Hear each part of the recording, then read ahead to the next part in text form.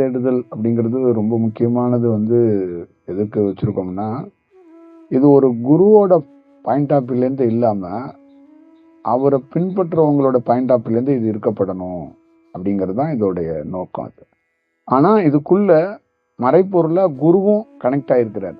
எந்த பக்கம் நீங்கள் சொன்னாலும் அவரும் என்னை தேடுதல் அப்படின்னா அவரை தேடி இருக்கிறது தான் அப்படிங்கிறதுக்குள்ளேயும் இருக்கும். அதே நேரத்துக்குள்ள அது உங்களை தேடுற மாதிரியும் ஒரு செயல் இருக்கும். ஆனால் இது பொதுவாக மக்கள் பாயிண்ட் ஆஃப் வியூலேருந்து இருந்தால் நல்லாயிருக்கும். அவங்க வியூவிலேருந்து அவங்களுடைய செயல்லேருந்து என்னை தேடுதல் அப்படின்னா, இப்போ அவங்களுக்கான அது அவங்க கேஸ், அவங்க கேஸை அவங்களே விசாரணை பண்ணால் எப்படி இருக்கும் அப்படிங்கிறதுக்கு தான் இது ஒரு விஷயமா இருக்கும்னு தான் அதை மைண்டில் வச்சோம். அது அப்படி தான் அது சொல்லப்பட்டது. அதுக்காக தான் அது கொடுக்கப்பட்டது தான். இப்போ இந்த நான் யார் அப்படின்னு சொல்கிறதுக்கும் அங்கே நடந்ததுக்கும் நமக்கும் ஒரு அனுபவம் என்ன, நம்மளோட அனுபவத்துக்கும் அதோட அனுபவத்துக்கும் என்ன, அவர் அதுக்கு விளக்கம் கொடுத்துருக்கிறதுக்கும் நம்ம கொடுத்துருக்கிறதுக்கு என்னன்னா, அவங்க என்ன சொல்கிறாங்கன்னா, அந்த நான் யாரை நீ ஒரு மனதை பற்றி நிறைய பேசியிருக்கிறாங்க. மனதில் கவனி, அந்த எண்ணம் எங்கே தோணுதோ அதுலேருந்து அது ஒரு செயல். நம்ம இப்போ எண்ணம்ங்கிறதே நான் ஒரு காற்றுன்னு நான் சொல்லியிருக்கிறேன். எண்ணம்ங்கிறது ஒரு காற்று. அந்த இடத்துக்குள்ளேருந்து அந்த காற்று மாதிரி அலைவரிசை என்ற இன்னொரு காற்று வீசும். அது அலைவரிசை காற்றுலேருந்து நீ அங்கே சிந்திக்கிறது, அங்கே பேசுறது எல்லாமே வேறையா இருக்கும். இது வேறையா இருக்குல்ல, இது உன்னை ஆசையும் ஒரு அந்த நான் தான் செஞ்சேன் அப்படின்னு இருக்குல்ல, அது இல்லாத ஒரு சூழலை அந்த காற்று ஏற்படுத்துது அப்படிங்கிறது தான் இதோடைய வடிவத்தை நம்ம சொல்லியிருக்கிறோம். அப்போ நீ ஒரு கனவுல இருக்கிற, அந்த கனவுல இருந்து விழிச்சிட்டன்னா, அப்போ அந்த கனவுல வர்ற செயல்பாடுகள் அதெல்லாம் ஒரு விளக்கமா இருக்குல்ல. அப்போ எது அப்படிங்கிறதுக்குள்ள அந்த வடிவத்தை நீ பாரு அப்படிங்கிறத அவங்க சொல்றாங்க. நான் என்ன சொல்றேன்னா, சமாதிக்குள்ள அவங்க போனாங்க, அவரே சமாதிக்குள்ள இருந்தாங்க. அப்ப சமாதிங்கிறத நான் என்ன சொல்றேன்னா, சமாதிங்கிறது ஒரு கனவு. சமாதிக்குள்ள இருந்து வெளியில வர்றாங்க, அப்ப கனவுல இருந்து விழிச்சுட்டாங்க. அப்ப சமாதியில இருந்து வெளியில வந்தவங்களோட ஸ்டேட்மெண்ட் என்னவா இருக்குன்னா, அங்க நான் என்னுடைய உடலே மறந்துட்டேன், நான் ஒண்ணுமே இல்லை, சப்த நாடிகள் ஒடுங்கி போய் இறந்தது போல நான் உட்கார்ந்துருக்கிறேன்.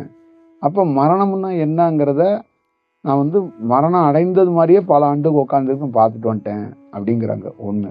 இரண்டாவது, ஒண்ணுமே இல்லாம ஒண்ணு வாழ்றது ஒண்ணு இருக்குல்ல, அந்த மாதிரி ஒரு சூழலை நான் அனுபவிச்சேன்னு அவங்களுடைய அனுபவத்தை எல்லாத்தையுமே விவாதிக்கிறாங்க. அப்ப சொல்றாங்க. அப்ப இந்த சமாதி கூடி போது ஒருத்தருக்கு என்ன நடக்குதுன்னா, அவர் தன்னை மறக்கிறாரு, உடலை மறக்கிறாரு, எல்லாத்தையும் மறக்கிறாரு. அப்ப சமாதி ஒரு பெரிய ஒரு வடிவமாக நம் பாரம்பரியத்துல கூறப்படுகிறது. அப்ப என்னுடைய அனுபவத்திலிருந்து, என்னுடைய சொந்த அனுபவத்திலிருந்து நான் பார்த்தது, அந்த சமாதி என்பதும் ஒரு விதமான கனவு தான். அப்ப கனவுல அங்க இருக்கும்போது கடவுள் காட்சி கொடுக்கிறாரு. அடுத்ததா அந்த கடவுள் காட்சியை பார்க்கறது யார் பார்க்கறன்னா, இவர் தான் பார்த்துக்கிட்டு இருக்காரு. அப்ப அந்த கனவு சமாதி முடித்த உடனே அந்த கனவு விழிச்சிருது. அப்ப விழிச்சிடுறாங்க. சமாதி விழுந்து விழித்து வரும்போது கனவு முடிஞ்சிருந்த மாதிரி தான் அது. அப்ப அங்குள்ள என்னன்னா, பார்த்த கடவுள் அதை பற்றி அவங்க விவாதிக்கிறாங்க. அந்த என்ன மாதிரி நிகழ்ந்திருக்கோ அதை பற்றி விவாதிக்கிறாங்க. அப்ப இவங்களுக்குள்ள இருந்து என்ன ஒரு வடிவம் இருக்கு அப்படின்னா, இங்க மனம் வேலை செய்யாம ஒரு தெய்வீக மாதிரி ஒரு சூழல்ல அவங்க இருக்கிறாங்க. அவங்க ஒரு தெய்வீக மாதிரி ஒரு சூழல்ல அவங்க டிராவல் பண்றாங்க. அந்த தெய்வீகமான ஒரு சூழல்ல அவங்க டிராவல் பண்ணும்போது அந்த கனவு மாதிரி இருந்த சமாதிக்குள்ள என்ன நிகழ்ந்துச்சோ அதை சொல்லிட்டு மீண்டும் அந்த மௌனமாக இருக்கிறதுக்கு ஒரு வாய்ப்பை அவங்க அந்த அந்த அந்த அந்த லயத்துக்குள்ளேயே அவங்க இருக்கிறதுக்கு ஒரு வாய்ப்பை அவங்க ஏற்படுத்தி அதை சொல்றாங்க. இதுதான் ரொம்ப முக்கியமானது அப்படிங்கிறத அவங்க மேற்கோள் காட்டுறாங்க. அப்போ நம்ம பார்த்த அனுபவத்துக்குள்ளேருந்து என்ன சொல்றோம் அப்படின்னா, அங்க சமாதிங்கிறது ஒன்றுமே இல்லாதது. அப்ப அது உணர்வற்றது. சமாதிங்கிறது அது உணர்வற்றது. அப்ப அந்த சமாதியிலிருந்து விழிக்கும் போது அவங்க உணர்வற்று விழிக்கல. நாம் பார்த்தது எப்படின்னா, அவங்க உணர்வற்று விழிக்கல, விழிப்போட வந்துட்டாங்க. உணர்வும் தன்மையிலே விழிச்சிட்டு இருக்காங்க. அப்ப உணர்வும் தன்மையிலே விழிக்கும் போது அவங்களும் அங்கதான் இருக்கிறாங்க, அவங்க கண்ட கனவும் அங்கதான் இருக்கு. அப்ப அவங்க அந்த உணர்வற்ற தன்மையில ஒண்ணு வாழ்ந்தாங்கல்ல, அது மறக்க முடியாத ஒரு மொமெண்டா இருக்கு. அதை அவங்க வந்து ப்ரெசன்ட் பண்றாங்க. இப்ப நாம பார்த்தது என்னன்னு கேட்டீங்கன்னா, நான் கனவுல இல்ல, லைவ்ல இருக்கிறேன் பாருங்க, அப்பயே சமாதியில இருக்கிறேன். இதான் எனக்கு நிகழ்றது. என்னன்னா, லைவ்ல பிரசன்ட்ல கண்ணை மூடல, தியானம் பண்ணல, அப்படியே போறேன், நடக்கிறேன், உட்கார்றேன், பேசுறேன், உணவு அருந்துறேன். ஆனா எப்படி இருக்கிறேன்னா, உணர்வற்று இருக்கிறேன். அப்ப இந்த உணர்வற்று நான் வந்து எப்ப கண்ணை மூடி தூங்கும் போது கனவு வருது, கண்ணை மூடி தியானம் பண்ணும்போது சமாதி வருது. கண்ணை மூடி தூங்காமையும் கண்ணை மூடி தியானம் பண்ணாமையும் எனக்குள்ள ஒரு நிகழ்வுகள் நிகழ்கிறது. அதை நான் வந்து காண்றேன். அப்ப ஒருத்தருக்குள்ள என்னன்னா, அந்த உணர்வற்ற தன்மை விழிப்புலயே நடக்கும் போதே லைவ்லயே இருக்கப்படணும். அப்ப அந்த லைவ்ல இருக்கப்படுறது தான் அந்த உணர்வற்ற தன்மை, அந்த உணர்வற்ற செயல் அப்படிங்கிறது. அப்ப அந்த உணர்வு தன்மை என்பது விழிப்புல உணர்வு வந்துடும். அந்த உணர்வு வரக்கூடாது அப்படிங்கிறது நாம பார்த்த அனுபவம். அப்ப நமக்குள்ள நடந்திருக்கிற அனுபவம் என்னன்னா, இயல்புலே நம்ம உணர்வற்று இருக்கிறோம். அப்ப இயல்புலே சமாதியில ஒருத்தர் உடலை மறந்து உட்கார்ந்தார்ல, அப்ப நாம வாழும் போதே இந்த உடல் இல்லை அப்படின்னு சொல்றோம். நாம் உடல் இல்லை, மனம் இல்லை, நாம் உணர்வே இல்லை. அப்ப மனமற்றவர், உடலற்றவர், உணர்வற்றவர் இருக்கிறோம். அப்ப இந்த மூணையும் சமாதியில போய் நான் உட்கார்ந்துட்டு 10 வருஷம் ஆராய்ச்சி பண்ணிட்டு 25 வருஷம் ஆராய்ச்சி பண்ணிட்டு வெளியில வந்து நான் பேசல. பிரசன்ட்ல இருக்கும் போதே நான் இதை சொல்றேன். அப்ப இந்த ஸ்டேஜில் நான் எப்படி இருக்கிறேன், என்னை எப்படி பார்க்கணும் அப்படின்னா, உணர்வற்று இருக்கிறேன்ப்பா, இதாப்பா என்னுடைய செயல் அப்படிங்கிறேன். அப்ப பிரசன்ட்ல இருக்கும் போதே நான் விழித்து இருக்கும் போதே உணர்வற்று இருக்கிறேன்னா, அப்ப விழித்தே சமாதியில இருக்கிறேன் அப்படிங்கிறது தான் அதோடைய பொருள். அப்ப விழித்து ஒருத்தர் சமாதியில இருக்க முடியுமா, இருந்தார்களா அப்படிங்கிறது இங்க ஒரு செயல்பாடுகள் வேணும். அப்ப ஒவ்வொரு மாணவர்களுக்குள்ளேயும் என்ன வேணும், என்ன நடந்துக்கணும், என்ன நடக்கணும் அப்படின்னா, நீ விழித்து இருக்கணும், அப்பவே உணர்வற்று இருக்கணும். நீ போய் தனிமைப்படுத்தி கொண்டு சமாதியிலிருந்து உணர்வற்ற தன்மையில் இருக்கிறது இல்லை, விழித்து இருக்கும் போதே அந்த அந்த அனுபவத்தை நீ வந்து பெறணும். அப்போ உன் சமாதி என்பது என்னன்னா, விழித்த மேனிக்கே பயணிக்கிற மேனிக்கோ உன்னுடைய வாழ்க்கை நடக்கும் போதே அப்ப அது சமாதியாக நடக்கணும். இது இப்படி நடக்கவே நடக்காது, இது ரொம்ப அரிது. இந்த மாதிரி ஒரு அனுபவத்தை நம்ம பார்த்தோம் அப்படிங்கிறது தான் நிதர்சனமாக உங்ககிட்ட சொல்லணும் அப்படின்னு நாம நினைக்கிறோம். இதான் நமக்கு நடந்திருக்கிற, நம்ம பார்த்து வந்த அனுபவம். நம்ம இதுக்குள்ள இருந்து உங்கள்கிட்ட சொல்லணுங்கிறது. அப்ப அது வந்து எவ்வளவு பெரிய ஒரு வடிவமாக இருக்கும் அப்படிங்கிறத நீங்க பார்த்துக்கங்க. இது ஒண்ணு, இதை சொல்லிடுவோம். இதுல ஏதாவது உங்களுக்கு டவுட் இருந்தா அதை கேளுங்க, நம்ம பேசியிருக்கோம். இப்ப நான் சொல்லியிருக்கிறதும் அவருடைய விஷயத்தையும் சேர்த்து தான் பேசியிருக்கோம். இதுல உங்களுக்கு ஏதாவது கான்வர்சேஷன் இருக்கா, ஏதாவது உங்களுக்கு டவுட் இருக்கா, இதுக்குள்ள ஏதாவது கேட்கணுமா?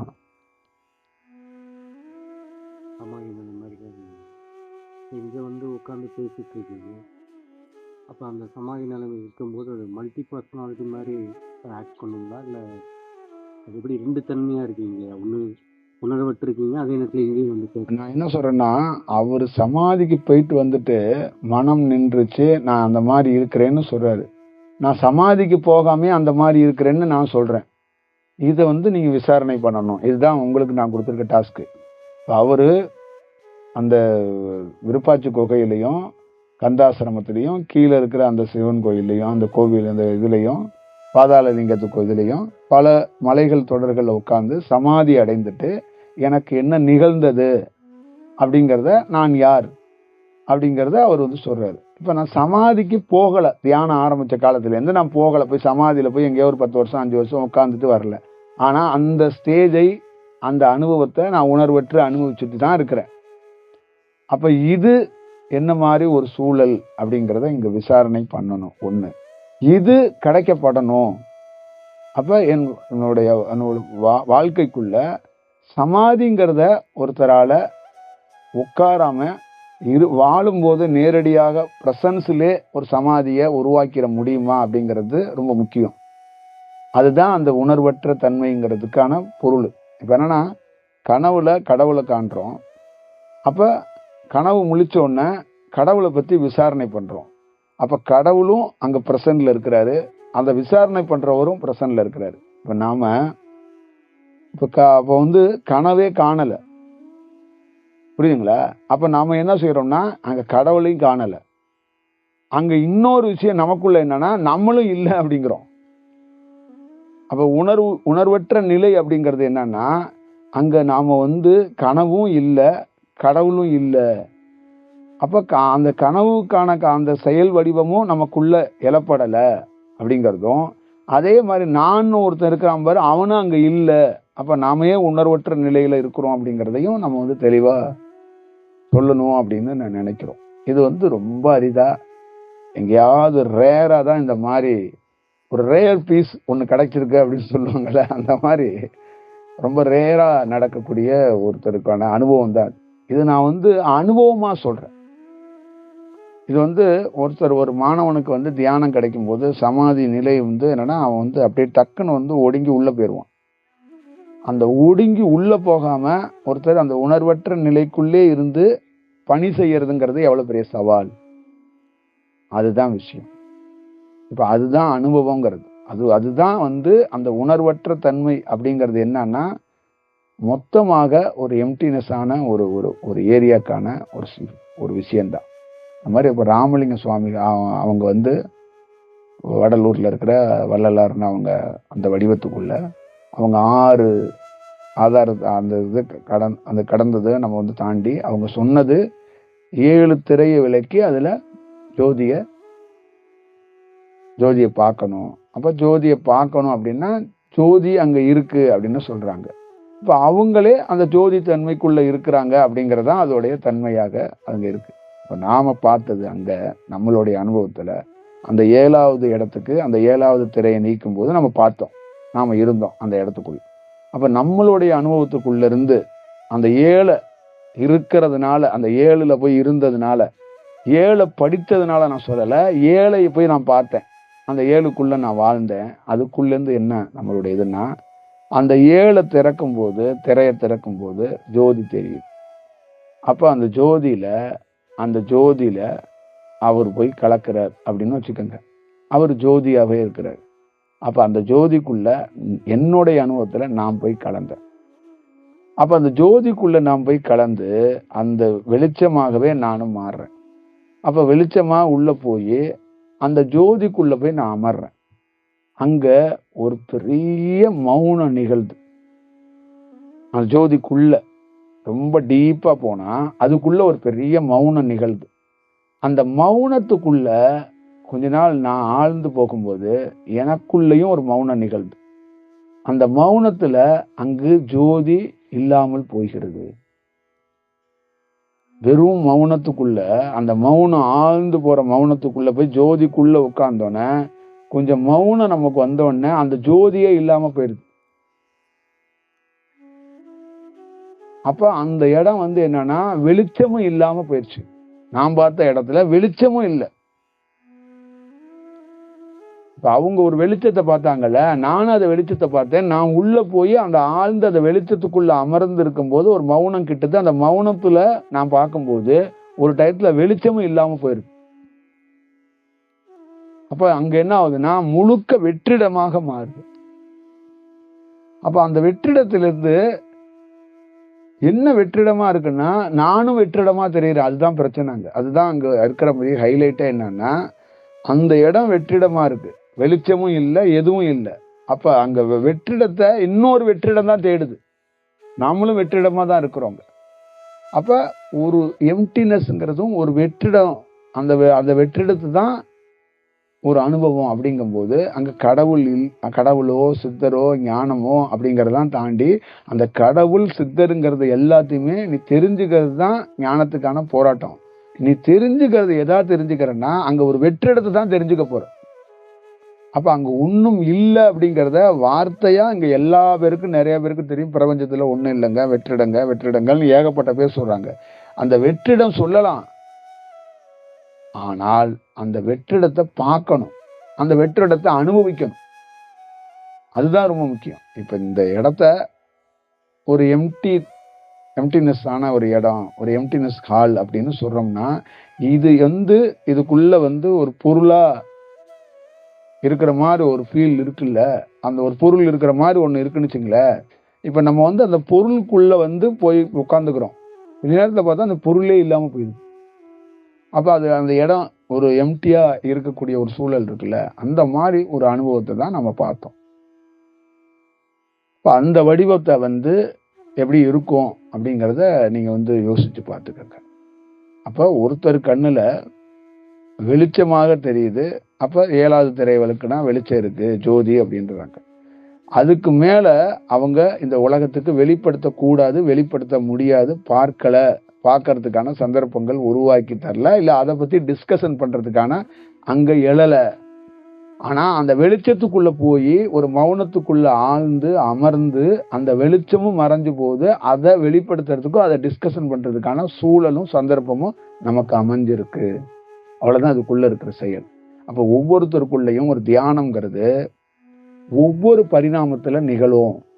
ஒருத்தருக்குள்ள வெவ்வேறு விதமாக ஒரு நிகழ்வுகள் நிகழும், ஒரே மாதிரி நிகழாதுங்கிறத புரிஞ்சுக்கணும். இதுதான் அவங்களுக்கும் நமக்கும் நிகழ்றது. ஒருத்தருக்குள்ள ஒரு பார்வையில ஒரு ஒரு ஒரு பொருள் தென்பற்றும், ஒரு அனுபவமா ஒன்று வந்துடும். அதே அவருக்கு அந்த பொருளே ஒன்றும் இல்லாத ஒரு ஒரு செயலுக்குள்ள அது போகும்.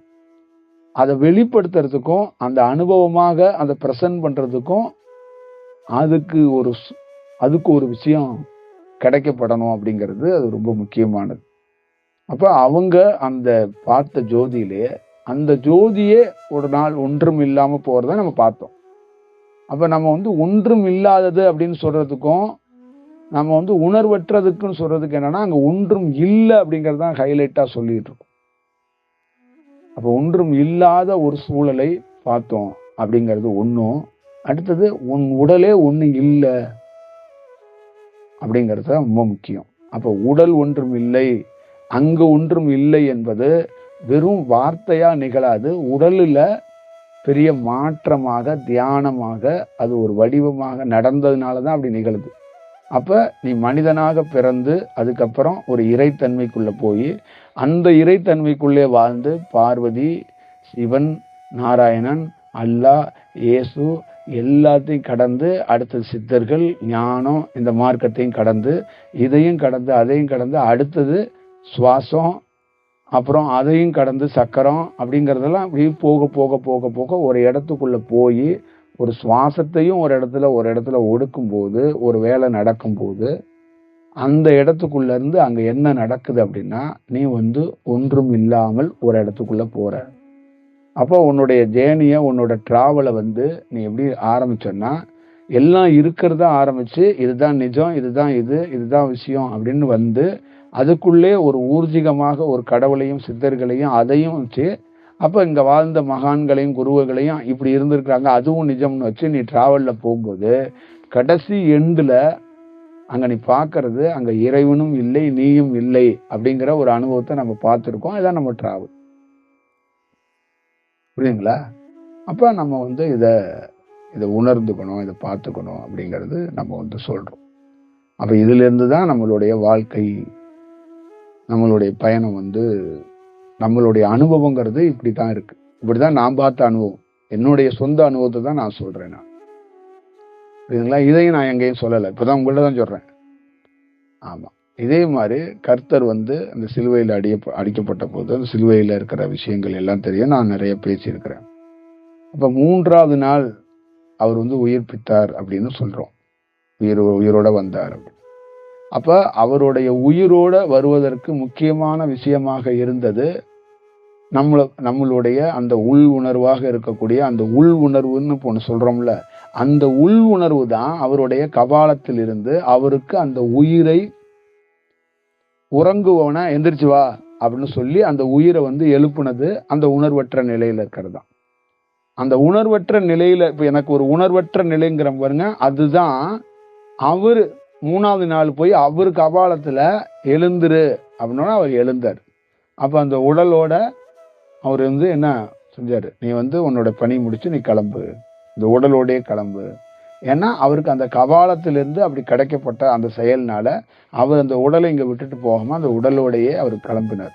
அப்ப அவரு என்னத்துக்காக இந்த நிகழ்வுகள் நடக்கப்பட்டதுன்னா, அது எப்ப நிகழப்பட்டதுன்னு உங்களுக்கு தெரியும்.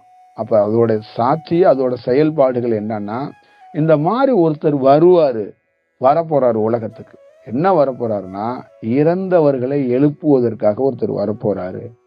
அதற்கு முதல் சாட்சியாக என்னுடைய இதிலிருந்து நீங்க பார்த்துக்கங்க.